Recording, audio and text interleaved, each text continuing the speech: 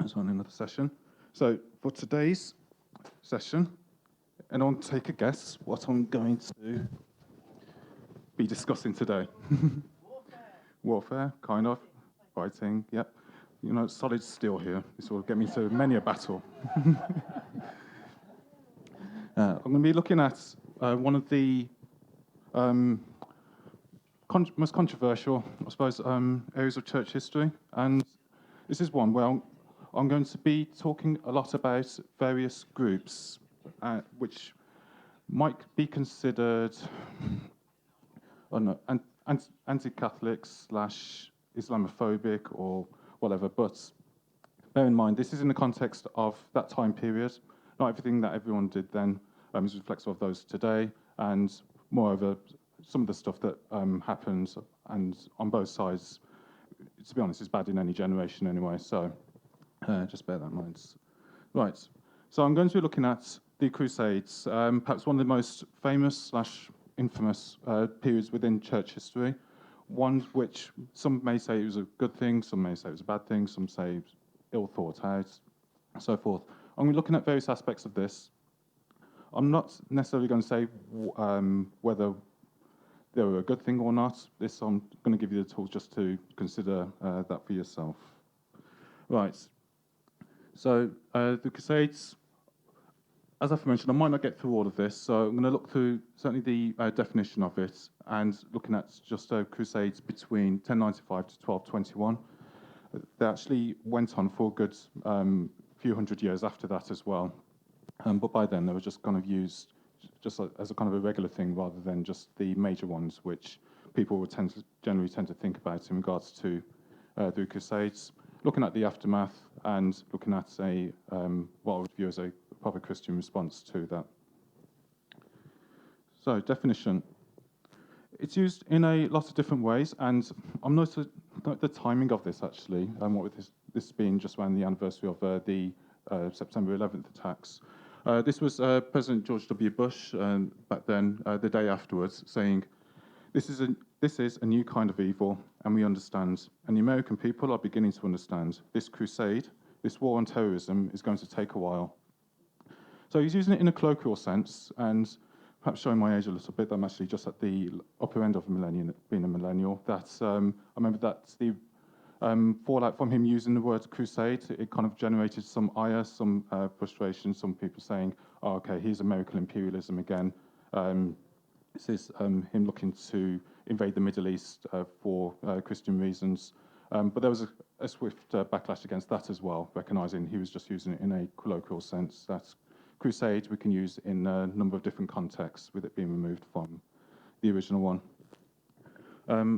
Another president saying, President Barack Obama's, this was just after the so-called Islamic State, after they'd done a number of attacks, saying, lest we get on our high horse and think this is unique to some other place, remember that during the Crusades and the Inquisition, people committed terrible deeds in the name of Christ. So this tends to be certainly the flip side of how people, certainly Muslims, tend to view the Crusades. And there's been many times when I've witnessed to Muslims, had conversations, the Crusades will invariably come up as a dark stain within church history and being viewed in the light of something that shouldn't have happened. Okay. As an actual definition, I've taken this from the Britannica Encyclopedia, slightly paraphrased just for convenience. So the Crusades, they were military expeditions between 1095 and 1571 that were organised by Western European countries in response to centuries of Muslim wars of expansion. So something to note with that is that this was in response to centuries of it. This wasn't something this was done just like kind of improvised, just jumped straight away. This was after there's already been some activity within the Middle East, and the church needed to respond after that. So, take us back now to the year 1095. Imagine this now, 1095. This is 1,000 years, just over 1,000 years since Christ ascended, and 1,000 years after the last apostle died. The church now is no longer this ragtag bunch of lawyers and fishermen and just people just wandering around, just trying to survive against the Roman Empire. Now they're a mighty social, economic, political powerhouse. This engine which is expanding across much of the Europe at that time, and notably it expanded through peace, despite the fact that Christians had been persecuted during the first few centuries. Eventually, it had been able to get into the political structure and been able to expand in effective ways. It's not to say that Christians hadn't been fighting in warfare throughout that time. 1095, bear in mind, this was like just a few decades after the Battle of Hastings, for example. So there were Christians which had been engaged in battle, but this was more in defence of their homelands as opposed to fighting in the name of Christ for expansion of the church. So the gospel had spread through peaceful means throughout the world. So certainly some of the those blue areas there, both shades, had been where the gospel had been spread. So Britain, Spain, Germany, North Africa, and so forth. So the gospel had been quite effective in spreading. However, around last time around I covered the church history period of about 4th to the 8th century, and one I'd actually deliberately omitted because I wanted to cover it here. So around this time as well, there was a group known as Mohammedans then, or as we're known now as Muslims/Islam. So within the 7th century, it had started to rise up, started to conquer lands. So consider that Jerusalem being about here, and Muslim expansion had started to venture into those areas. And it's called a spade a spade. It wasn't expanding through handing out leaflets. They weren't expanding by nice videos. It was through warfare, and a lot. Part of the Islamic expansion involved how they dealt with non-Muslims, specifically Christians and Jews. So Muhammad had died in 632, and for 100 years afterwards, they moved into North Africa, Arabia, Palestine, Jerusalem, Persia, India, and most notably, perhaps famously, Spain. And we can see even now some of the Muslim influences within Spain, which exist to this day, even in like how they name things. And under this regime, Christians and Jews were forced to live under a humiliating regime known as Dhimma, which forced them to wear zuna. And this was particularly for Christians, it was a type of yellow belt that they wore, and they had to wear yellow badges, similar to what's shown there. And Jews were required to wear yellow badges. Can you think of another regime, an evil regime, which started to take influence from this? Not, yep. God's for Marie and Marina. Yeah, so the Nazi regime took some cues from the Islamic regime there for how they treated Jews. There was a decree from the 12th century which states 2 yellow badges are to be displayed, one on the headgear, one on the neck. Furthermore, each Jew must hang around his neck a piece of lead with the word dhimmi on it. He has to wear a belt around his waist. The women have to wear 1 red and 1 black shoe and have a small bell on their necks or shoes. And in addition to this, they also had to pay a jizya tax, which is something I believe actually continues to this day. So the options were limited there for non-Muslims. They had to pay a tax, they had to convert, or be killed. Around this time, this been the Holy Land. In fact, I'm going to take it back as well. Pilgrimages to the Holy Land had started to become a thing, and a bit like today actually. Where's Sister Veronica? She's disappeared. Oh, she's gone anyway. Remember Sister Veronica? She'd gone to the Holy Land. She didn't come back with any relics, not pieces of the cross or tears of Mary or anything.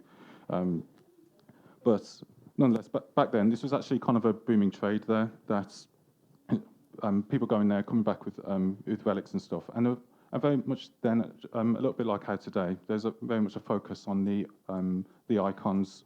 So like we see people wearing crosses and so forth. So with Christians moving into having pilgrimages to this area, and particularly the fact that they were coming up against Muslims, they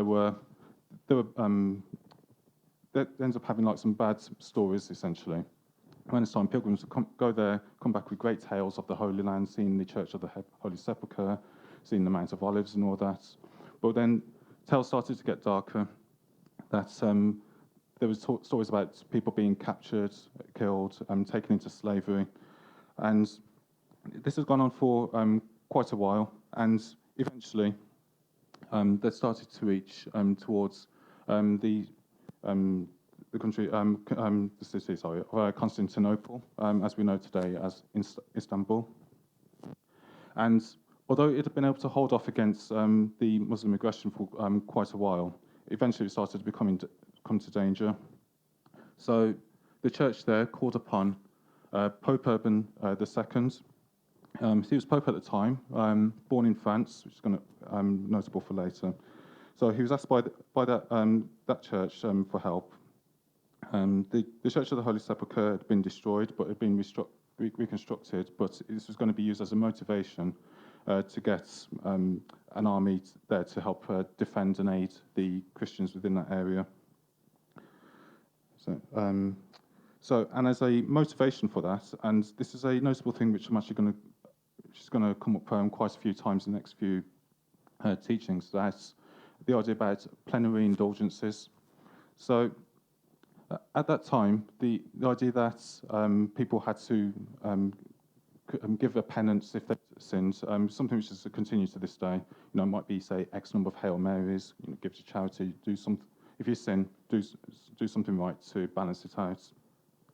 And the Pope had agreed to give plenary indulgences, which is essentially going to give people a license to sin. They could do whatever they wanted, and essentially they could go off, kill, take off a pillage area, and they'd have all their sins wiped away, no problem. Also around this time, we have Peter the Hermit, seen here calling his way to a loser. He was a pilgrim that would travel to the Holy Lands quite regularly. And he was known as like a famous guy who'd end up speaking about all the things which are going on there. So the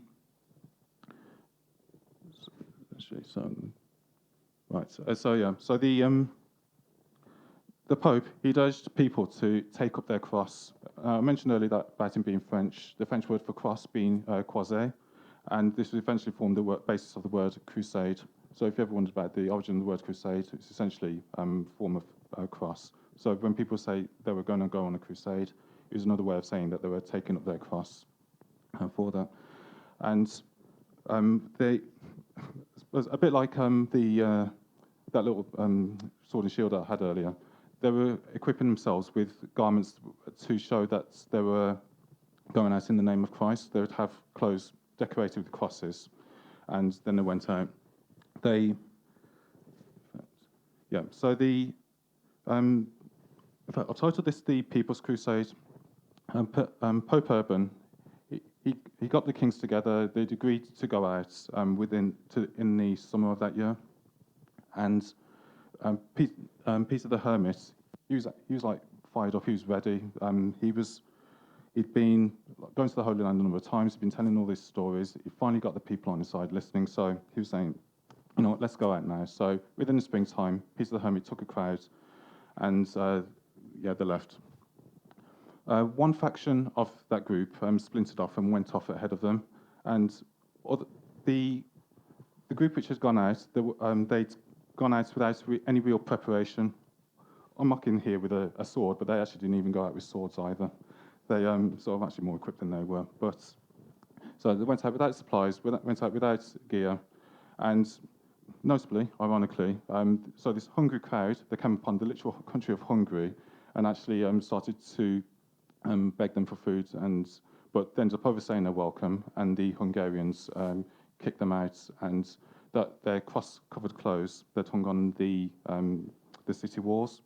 So when Peter and his hermits, Peter the Hermit and his crew came along, they saw all these clothes hung up on the outside of the wall, and they thought that Muslims had been there. So what did they do? They ended up attacking the Hungarians, killing about 4,000 of them. They reached the city of Worms, which is in Germany, South Germany, and by this time they were starting to have anti-Semitic viewpoints, and the Jews at the time, Jews in any period, they were generally okay. There's never reason for them to be attacked, but because Peter the Hemmings and the crew, they were all looking for infidels, people not of the faith. They attacked a Jewish community within that city, and ended up killing about between 2 and 12,000 Jews. So, despite these so-called good intent of these people to rescue the Holy Land, effectively they were just a mob going around just looking to kill whoever they felt like. Right. Eventually, they reached Nicaea. I'm actually going to have this. I've got another map there. Yeah, I'm going to. Yeah, so Nicaea, a little bit, I'll show you exactly where that was in regards to their journey. So they reached Nicaea, which doesn't even get to Jerusalem to be able to help the people. They got to Nicaea, and then by that time, despite the fact that they'd started out with 30,000 people, they were left with just 3,000 by the end. They were ambushed and killed around that time. Right, scriptures. As I know you've not been waiting for it, and this is where I realised, hey, this is going to be quite a number of sessions. So, okay, so the actual scripture where Pope Urban has been quoting from, Matthew 16, verses 24 to 25. So it says, "Then said Jesus unto his disciples, If any man will come after me, let him deny himself and take up his cross and follow me. For whosoever will save his life shall lose it, and whoever will lose his life for my sake shall find it." Right, bear in mind, this is in chapter 16. This is well before the crucifixion, well before the apostles had kind of clicked that Jesus was going to be crucified for the sins and what would need to be taken. So when Jesus is saying here about take up his cross, they're looking at what has been going on generally within the Roman Empire, the idea about self-sacrifice as opposed to going out to take lives. The focus there was solely on giving up people's lives for his sake, i.e. just denying their dreams, their ambitions, or whatever in order to follow Christ.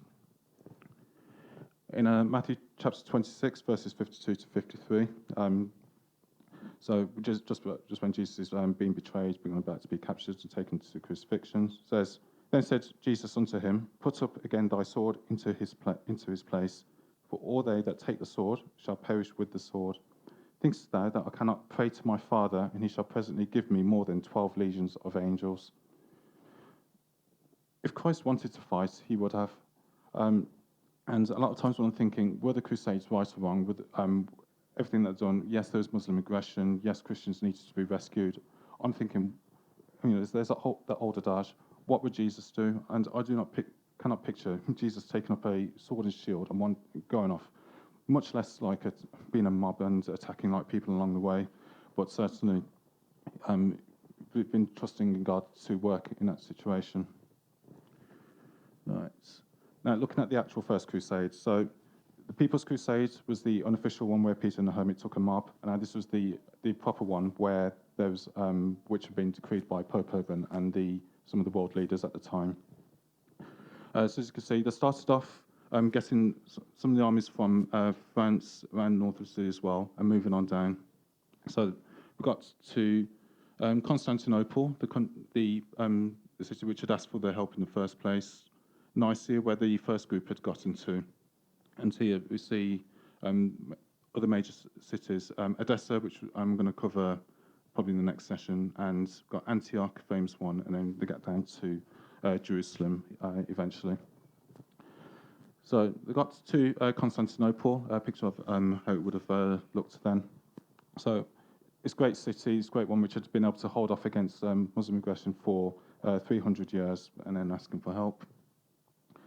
So the army, so they got to Constantinople, and they had an agreement that the lands we captured was going to be returned to Rome as opposed to just being taken up by the army. They got down to Nicaea, and unlike the first group, which ended up being literally decimated quite quickly, the actual army managed to recapture it within 6 weeks. They got to Antioch, and the Muslims there, upon seeing the army, they threw the Christians out of the city, and then the army started to look after them. However, they didn't have all the provisions to be able to look after the sudden influx of people, so they didn't have enough food, so they ended up eating their horses. Oh no, terrible. And then eventually they managed to get into the city, and an army being an army, started to recapture it. And they got down to Marat, which is part of modern-day Syria. And the army was quite successful there. They scaled the wall, and to avoid hunger again, and let's hope they don't know the word cannibalism there, but sorry, I've just seen the kids over there. But the army, in order to avoid hunger, they went on to some more atrocious things, effectively becoming terrorists themselves. So much so that when other countries, other cities heard about the army coming, they just started to surrender instantly. And this is the effects of seeing this crusading army. I mentioned before about anti-Semitism. People started to have visions about saying that Jesus was saying that the Jews weren't his people, that the Jews should be killed, and so forth. And this started to cause some questions within the army as to what actually should they be doing, who was their actual enemy. Eventually, when we get to the 1099, the army got to Jerusalem, now numbering 12,000, and they didn't have enough clean water. Peter the Hermit had returned, and he gave an inspiring, rousing speech from the Mount of Olives. And the army, newly inspired, they launched an attack on Jerusalem, and despite being outnumbered, they won. And they marched to the Church of the Holy Sepulchre and prayed, which sounds like a great story, which would be a great place to end it. But with their anti-Semitic viewpoints, they ended up slaughtering a lot of the Jews there, as well as a lot of the Muslims which hadn't been fighting in the first place. The Pope was angry, the world leaders were angry, and there was threatening to excommunicate from the church those involved. It's essentially being recognised as a war crime, one of the first instances as such. Right. So we'll have to end it shortly after this, but so obviously recognise that some of the things that they were doing there were wrong. And within John 24 to 25, 27 to 28, reads, Then came the Jews round about him, and said unto him, How long dost thou make us to doubt? If thou be the Christ, tell us plainly. Jesus answered them, I told you, and ye believe not. The works that I do in my Father's name, they bear witness of me. The sheep hear my voice, and I know them, and they follow me, and I give unto them eternal life. And they shall never perish, neither shall any man pluck them out of my hand. So a couple of good things to notice there. The fact that eternal life comes through following Jesus, not through warfare, not through attacking people or whatever. This I'm sure I don't need to say to anyone. I didn't see anyone taking a sword out into the open air a couple of weeks, thankfully, or mounting a horse or whatever. But notably, Jesus is saying that the works that he does in Father's name, they bear witness. Think about the works which we do in our Father's name. We are representatives of Christ. We have this responsibility when we go out, when we're talking with our friends, when we defend the gospel, to do it in such a way that it's actually properly reflective of what Christendom, Christianity, the apostolic lifestyle is about. And no doubt there's a lot of things which we have, which we draw issue with within our world. Homosexuality, abortion, any number of things prevalent in today's society. And yes, we can, in a metaphorical sense, get up on our high horse and say such a things. But through every tweet, with every meme, with every argument, whatever, how effectively are we doing this? In effectively spreading the gospel. I've shown there how some of the army, became terrorists. They became something to be feared. That's not something that I would seek for the church, whether back then or today. We should know that people should see that when the church is coming, that it should be a good thing. It's not going to be a case of, here's these people again. Oh, here's another argument. Oh, here's these backward lifestyles. We need to be able to demonstrate the gospel of Christ in such an effective way that we bear a good witness of Christ. Okay, I'm going to have to leave it there. I think that's enough for half an hour, enough about eating horses and stuff. But But yeah, I'll wrap it up, and we'll get onto some more exciting, more positive stuff in due course. So God bless you all in Jesus' name.